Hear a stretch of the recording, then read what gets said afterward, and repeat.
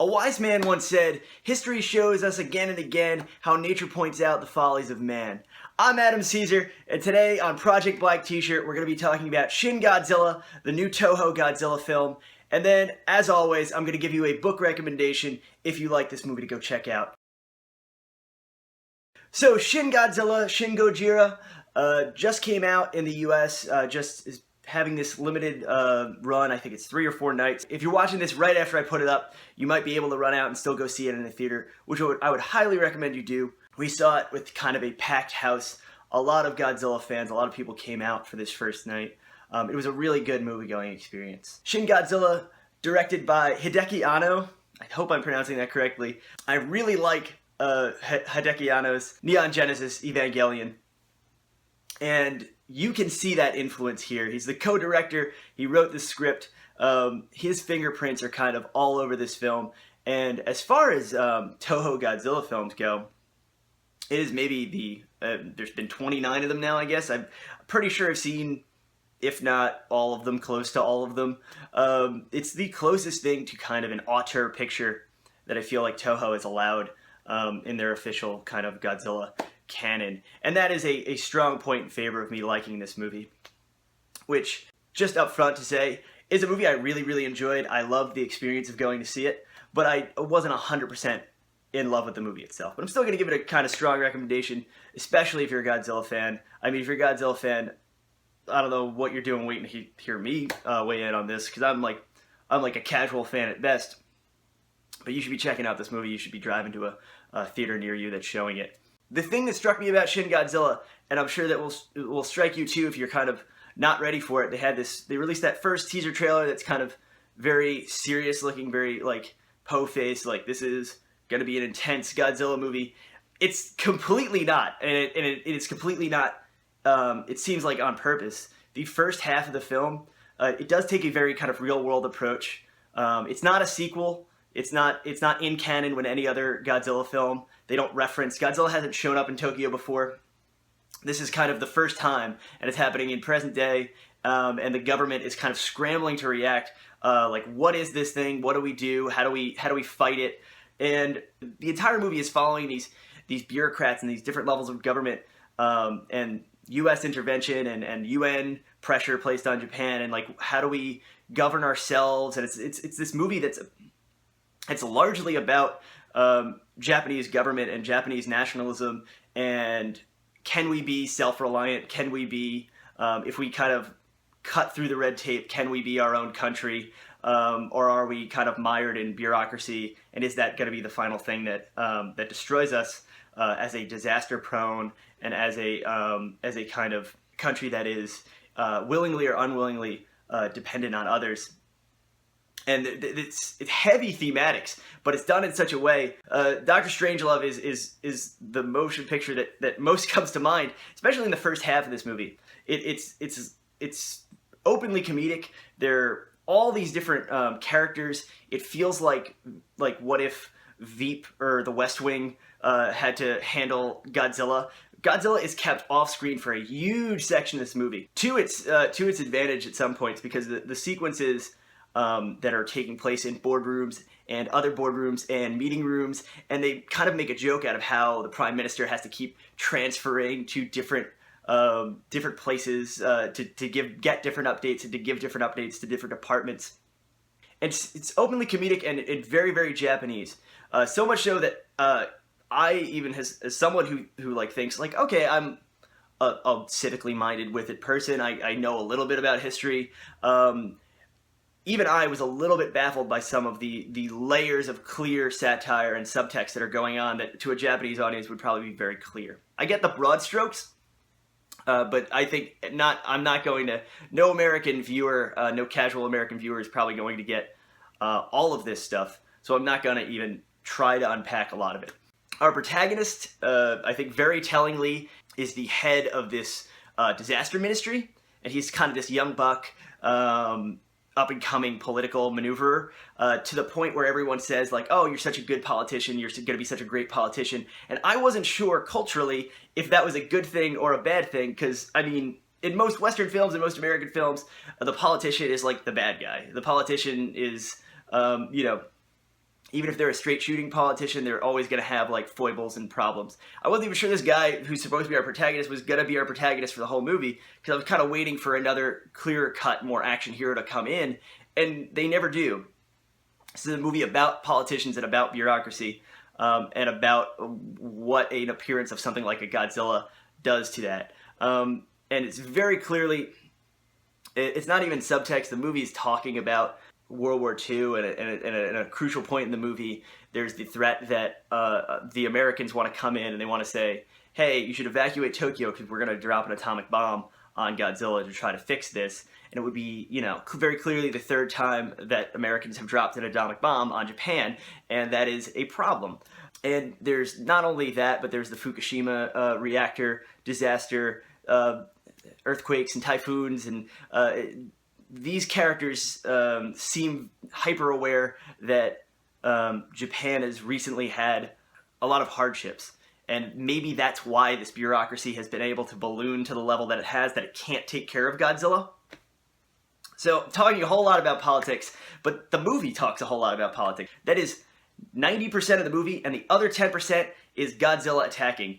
And when Godzilla finally shows up, and when Godzilla he starts out in this larval stage, he starts out in this kind of goofy looking, like, it fits the comedic tone of the first half of the movie, where you're like, is this Godzilla really a threat?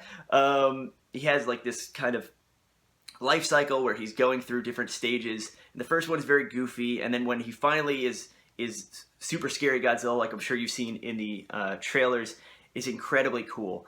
They kind of hold off on all the Godzilla hallmarks. They hold off on the atomic breath until like one of the best sequences in the movie. Well, bar none, I think the best sequence in the movie. And the one that feels like Anno's other work, the one that feels most like Evangelion, this fire-breathing sequence when the military is finally going to have like this big strike against Godzilla, and he takes care of him with his atomic breath. You really feel the scale, and it's really terrifying and really beautiful at the same time. It's a great sequence. I just wish there was more of it. I hate to sound like that kind of, low attention span viewer, but in a 2-hour movie, like, you got 10 minutes of prime Godzilla action. You're just left wanting more. Another thing about the film that I found interesting, it's not that it's a good or a bad, but Godzilla is entirely CGI in this movie. You'd be forgiven for looking at the trailers and those quick kind of cuts and being like, well, that's either a model or that's a man in the suit.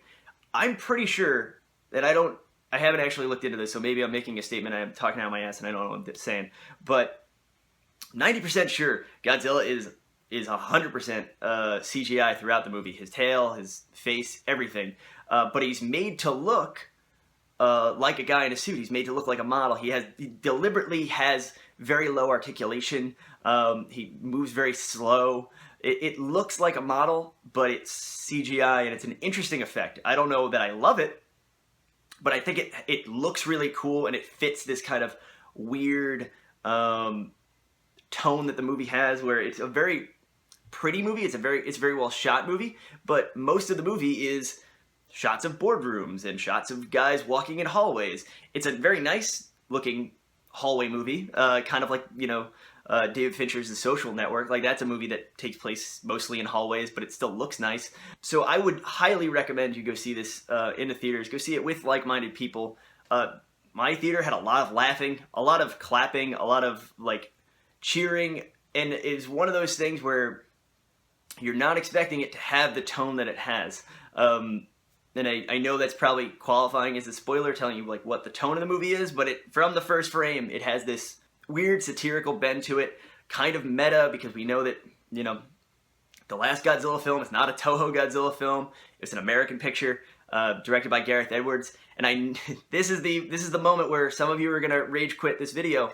But I really like Gareth Edwards' Godzilla. I know that it's not a perfect film, but neither is Shin Godzilla. And I think they actually both make kind of interesting counterpoints to each other. So I would be really interested to kind of watch these together and watch Shin Godzilla as a response to the American Godzilla with Elizabeth Olsen and Bryan Cranston, which actually may be a film that I like a tiny little bit better. It works for me a little bit more. The scale and the scares and the feeling of an actual disaster kind of hit home a little bit harder in Edwards' film.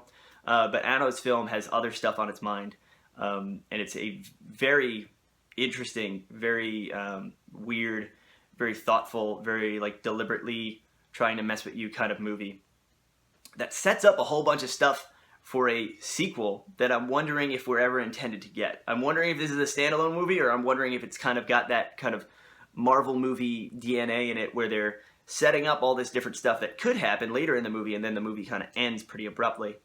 Yeah, so Shin Godzilla, those are my thoughts. Those are my kind of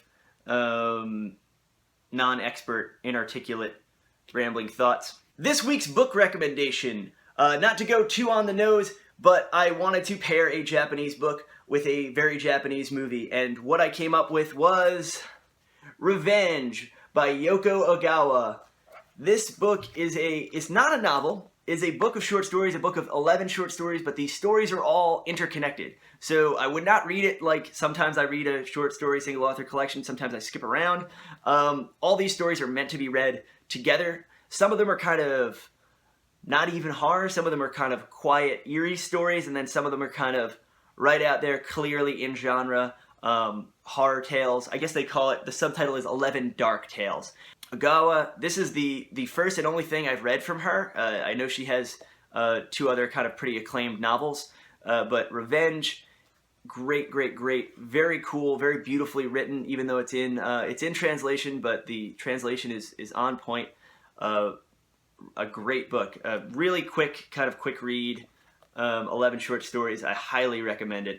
It's been like 3 or 4 years since it came out. I read it when it first came out, and even in preparing for this review, I kind of flipped through and started reading some things, and I was like, oh yeah, that was a good story. That was a good part. If you're at all into Japanese genre, authors like Ryu Murakami and sometimes Haruki Murakami, Yoko Ogawa is someone to check out. All right, that was my review of Shin Godzilla. If you're new to the channel, please subscribe. Every video I do a movie review and a book recommendation, usually focusing on the horror genre. If you like this video, please hit like. If you saw Shin Godzilla and want to share your review and want to share your thoughts, or you want to take umbrage with something that I said, please tell me in the comments, but stay civil. I'm Adam Caesar. I'm a horror author. You can click through also in the comments. There's a link to my website where I'm giving away a free ebook that's got 2 short stories and a novel preview. And that's just for signing up for my mailing list, so you don't have to buy anything from me, but I would love it if you did.